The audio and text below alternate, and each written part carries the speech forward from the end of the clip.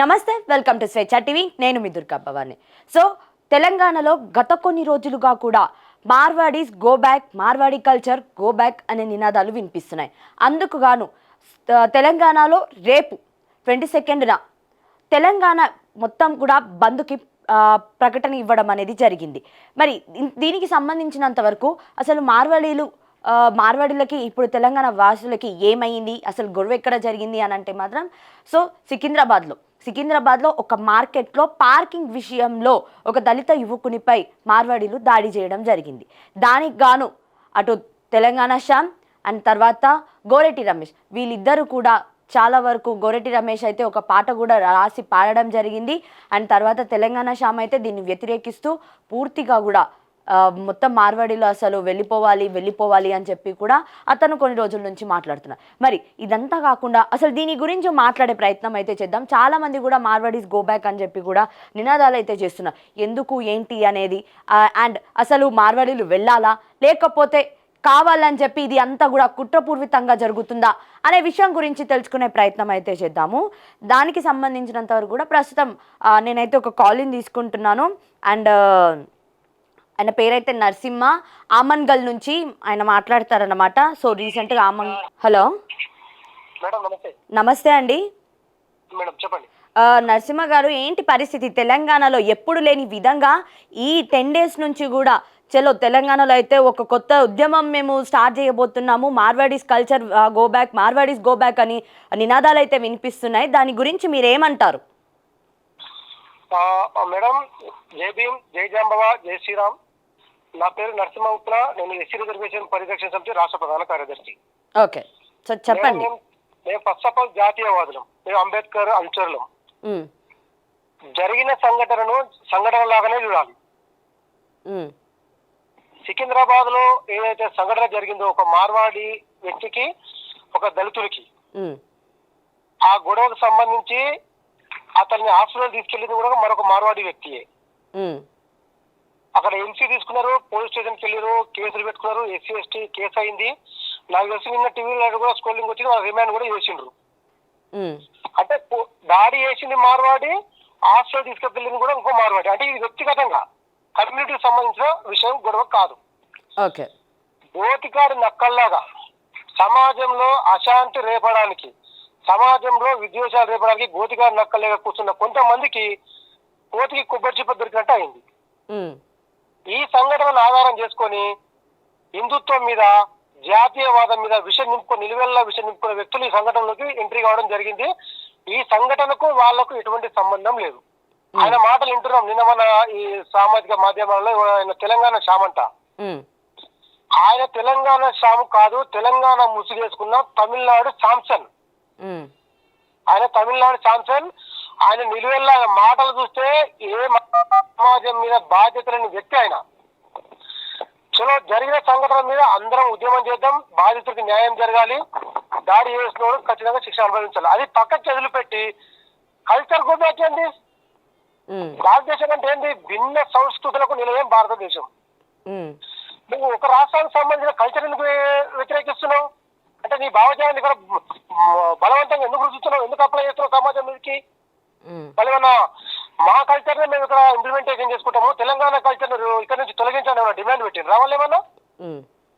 ఇలా దాండియా కల్చర్ అనేది ముఖ్యంగా యువతీ యువకులను అట్రాక్ట్ చేస్తుంది, ఒక సంతోషాన్ని నింపుతుంది, ఒక ఆధ్యాత్మిక వాతావరణాన్ని అక్కడ ఏర్పాటు చేస్తుంది. ఈయనకేమో ఇబ్బంది అవుతుంది ఇక్కడ? కల్చర్ గోదావడానికి ఈయనకేం రైట్ ఉంది? భారత రాజ్యాంగం వీళ్ళకి అదే చెప్తుంది. వీళ్ళకు ఈ culture go back, Marwadi go back first Telangana సమాజం నుంచి వీళ్ళని గోబ్యాక్ అనాలి మేడం. ఇది సరైన విధానం కాదు. ఎస్సీ రిజర్వేషన్ దీన్ని ఖచ్చితంగా తీవ్రంగా ఖండిస్తుంది మేడం. రైట్. మరి ఇంకొక అంశం ఏంటిది అని అంటే, ఇక్కడ ప్రధానంగా వస్తున్న ఆరోపణలు మార్వాడీల మీద ఒకటి, మార్వాడీలు వాళ్ళనే పనిలో పెట్టుకుంటున్నారు తప్ప తెలంగాణకు సంబంధించిన వాళ్ళ వ్యక్తులని ఎవరిని కూడా పనిలో పెట్టుకోరు అనేది ఫస్ట్. అండ్ రెండో పాయింట్ ఏంటి? రైట్, సరే చెప్పండి, ఏంటో చెప్పండి. వాళ్ళని వాళ్ళే పనిలో పెట్టుకుంటారంటే సహజంగా స్వార్థం ఎవరికైనా ఉంటుంది మేడం. అందులో తప్పేం లేదు. ఎందుకు?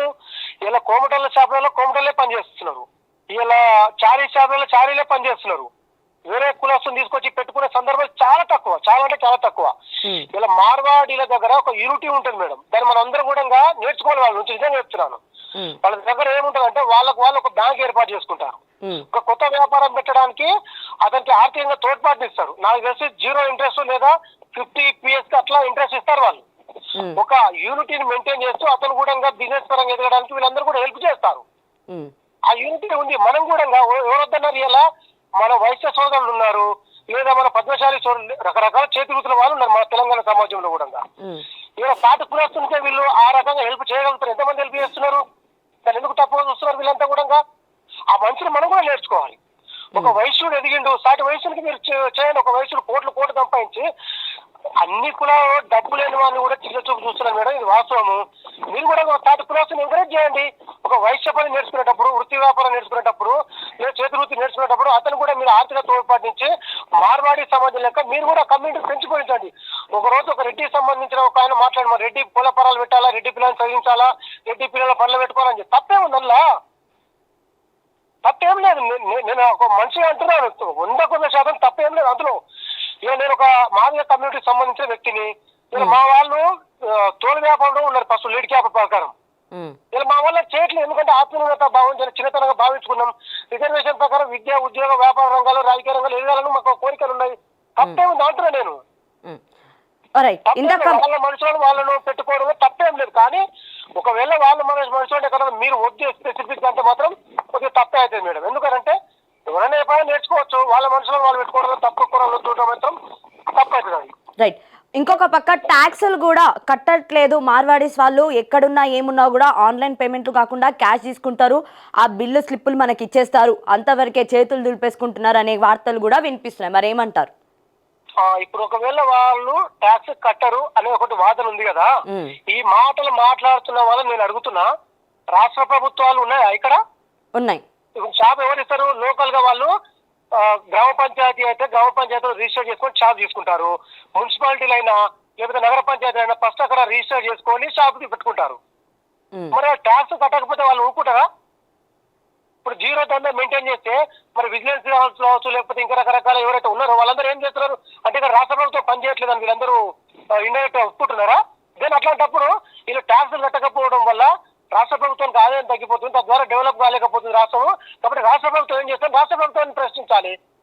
అది వదిలిపెట్టి ఈ మార్వాడీల మీద, ఈ నాన్ లోకల్ వాళ్ళ మీద ఏదో భయభ్రాంతులకు గురి చేస్తే సరైన విధానం కాదు. వాళ్ళు ట్యాక్సులు కట్టకపోతే కంప్లైంట్ చేయండి. నేను ఆమనగల్లో ఉంటాను మేడం. రీసెంట్ గా వెళ్ళి ఈ గొడవ తర్వాత ప్రతి మార్వాడి షాప్ లో కూడా కనుక్కున్నాను. వాళ్ళు మున్సిపాలిటీ నుంచి ఒకటి తీసుకుంటారు, నేను షాప్ పెట్టుకుంటున్నాను నాకు అనుమతి ఇవ్వండి అంటే, వాళ్ళు ఉన్న ఆఫీసర్ ఎవరైతే ఉన్నారో సైన్ చేసి అవును షాప్కి అనుమతి ఇచ్చామని ఇస్తారు. నెల ఇయర్లీ ట్యాక్సులు కడుతూనే ఉన్నారు వాళ్ళు. రైట్. ఇంకొక పక్కన తెలంగాణలో ఉన్న వాళ్ళని, ప్రజలని కూడా కొంచెం దూషించడం జరిగింది. తెలంగాణ వాళ్ళు తాగుతూ ఉంటారు అని చెప్పి కూడా, లేదు అని అంటే తెలంగాణ వాళ్ళు పండుగలకు ఎక్కువ సెలవులు తీసుకుంటారు అని చెప్పి, ఇలాంటివి మరి వీటినేమనొచ్చు? మరి నేను కూడా 1-2 సందర్భాల్లో విన్నాను. దయచేసి మార్వాడి సమాజాన్ని కూడా నేను ఒక విజ్ఞప్తి చేస్తున్నాను. తాగడం అనేది తెలంగాణ కల్చర్ లో పెద్ద తప్పేమీ కాదు. ఎందుకంటే ఒక పెళ్లి జరిగినప్పుడు, ఒక పండుగ జరిగినప్పుడు, ఏదైనా అశుభ సందర్భాల్లో కొంచెం తెలంగాణ సమాజంలో అందరికి కాదు, ఎవడు బలవంతంగా రుద్దడు, కొద్దిగా తాగుడు అలవాటు ఉన్నమాట 100% వాస్తవం. అది తెలంగాణ సమాజంలో పెద్ద తప్పేం కాదు. కానీ ఆ తాగుడు పేరు మీద షాపులు బంద్ చేసుకొని వ్యాపారాలు బంద్ చేసుకుంటానమాట కూడా నేను ఖండిస్తున్నాను. ఇది సరైన వాదన కాదు. ఇది మొత్తం మార్వాడి సమాజం కూడా మాట్లాడట్లేదు. అందులో ఒకరిద్దరు ఎవరైతే ఈ కుట్ర నినాదానికి, మార్వాడి గోబ్యాక్ అనే కుట్ర నినాదానికి అగ్నికి ఆజ్యం పోస్తున్నాడు, కొద్దిగా తోడ్పాటునిస్తున్న ఈ మాటలు దయచేసి ఇట్లాంటి మాటలు మాట్లాడొద్దని నేను మార్వాడి సమాజాన్ని కూడా విజ్ఞప్తి చేస్తున్నాను మేడం. రైట్. మేము ఎక్కడికి వెళ్ళము, ఒక టీవీ ఛానల్లో చెప్పిన విషయం ఇది. ఒక మార్వాడి అతను, మేము ఎక్కడికి వెళ్ళము, మేము వెళ్ళదలుచుకోలేదు కూడా, మేము ఎందుకు వెళ్ళాలి, మమ్మల్ని ఇలా చేసి మహారాష్ట్ర వాళ్ళు భూస్థాపితం అయిపోయినరు, ఇప్పుడు తెలంగాణ వాళ్ళు ఎందుకు ఇలా చేస్తున్నారు అని కూడా ఒక క్వశ్చన్ వచ్చింది. మరి ఏమంటారు? అంటే బెదిరిస్తున్నారా వాళ్ళు? తప్పకుండా మేడం.